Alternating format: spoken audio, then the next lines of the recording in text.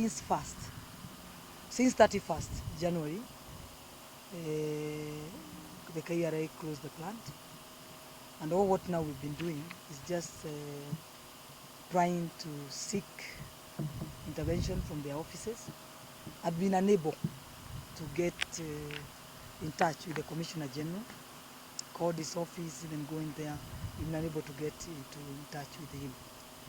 So what we've been doing is just to try to maintain the beer, and as I've said from our statement, it's using over 30 million monthly to try to maintain the beer in the tanks.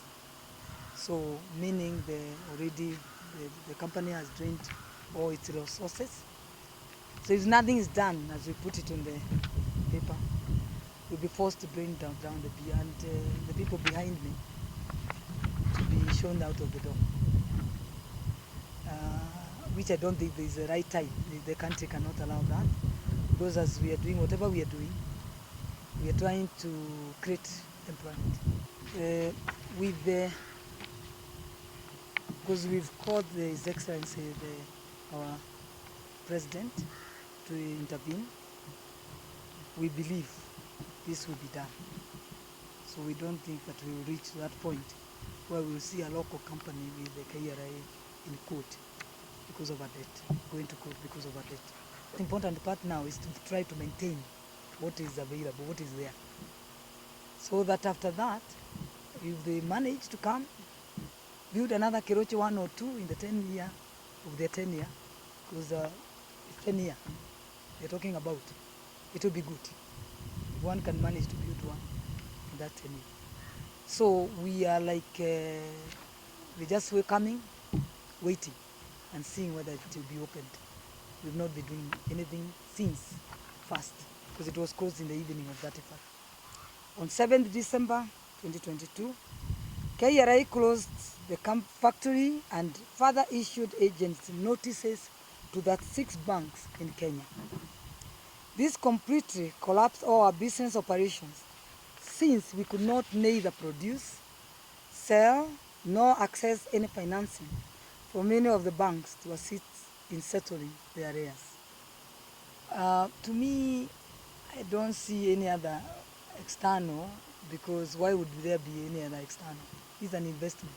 You're talking about investment, is jobs, livelihood of people from all over the country. Keroche is known to employ people from the 42 tribes. We are all here. So I don't see any other external forces, and I would be surprised to hear there is any other external forces. Because this is business. It is here to stay.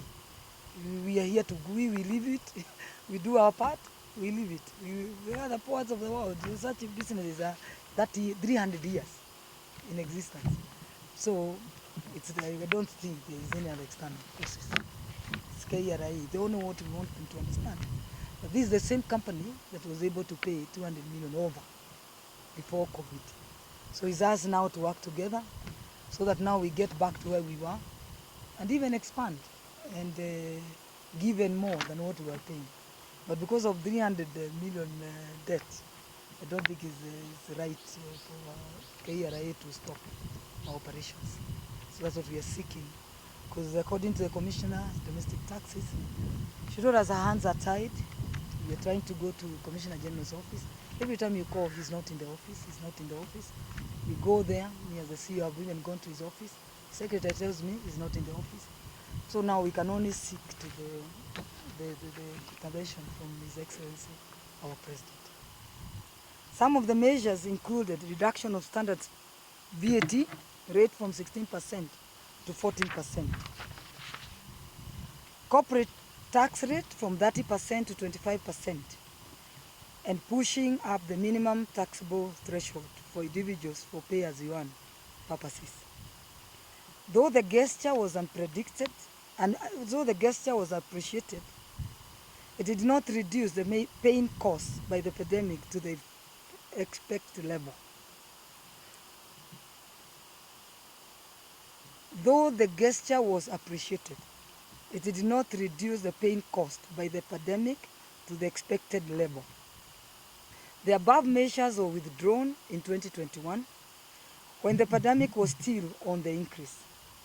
As we got into 2022, the cases of COVID-19 started going down, but the post-COVID-19 effects are being felt harder.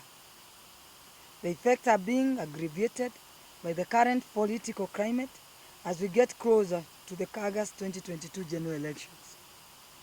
The government should evaluate the post-COVID effects and the impact they have on the different sectors of the economy in order to formulate policy measures that will generate the players and the extension the economy. We subsequently entered into a proposed payment plan with KRA, but we could not manage to honor the same due to frequent interruptions by KRA. On 7th December 2022, KRA closed the factory and further issued agents notices to 36 banks in Kenya. This completely collapsed all our business operations since we could not neither produce, sell, nor access any financing from any of the banks to assist in settling the arrears.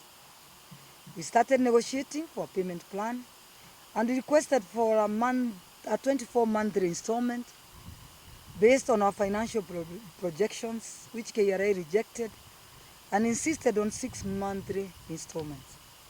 We proceeded with the proposal, although we knew it was unrealistic, since we wanted to have our plant reopened and we were desperate to take our products in the market during the festival season. On 22nd December 2021, KRA reopened, but unfortunately, the earliest our products could reach the market was on 27th December 2021. We only managed to sell for 3 days till the end of the year, but KRA were on our case, demanding for the arrears according to the payment plan. We limited 10 million, which was available in our accounts then, which to them was insufficient. On 10th January 2022, KRA again shut down the factory and we renegotiated the payment plan 24 installment, which they still rejected. On 15th January 2022, after another round of back and forth discussions, KRA reopened the plant. For us to go into production, we needed revenue stamps, which we had to apply, and it took a further 1 week to get approval and issuance of from KRA. We therefore started production 22nd January 2022. And even before these products reached our market, KRA struck again. On 31st January 2022, KRA closed the plant once again. Such circumstances of operating less than a week, it was impossible for us to raise the amount of money KRA were demanding. We managed to make a further payment of 2.5 million within the short period we were in operation.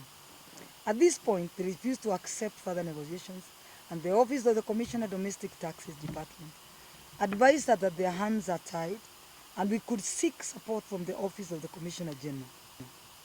Since then, we've been trying to reach out to his office, to the Commissioner General's office, and even going to his office, but we have been unable to reach him for intervention. From 1st February 2022 to date, we have remained closed, and yet we have 2 million liters of beer worth about 512 in our tanks, which have fixed costs to a tune of about 30 million required to maintain the same beer, to maintain the same monthly. This has drained all our resources, and unfortunately, if nothing is done in the next 7 days, we'll be forced to drain down all the beer and lay down the 250 direct employees and thousands within our nationwide distribution network. Recent closures of the factory by KRA have created a lot of uncertainty on this company's operations, and future plans, if not addressed, are likely to result to loss of 2 million liters of beer in the tanks under fermentation worth 512 million Kenya shillings, loss of 250 direct jobs originating from all over Kenya, whose livelihoods depend on the existence of the company, loss of income to thousands of Kenyans who are indirectly involved in the distribution network, erosion of the investors' confidence, both local and foreign. Our humble appeal to His Excellency the President of the Republic of Kenya, our beloved motherland. In view of the above state of affairs, Keroche Breweries seeks your indulgence as follows. Assurance of a certain operating environment, free from any harassment through closure of premises, of issues that can be amicably handled administratively.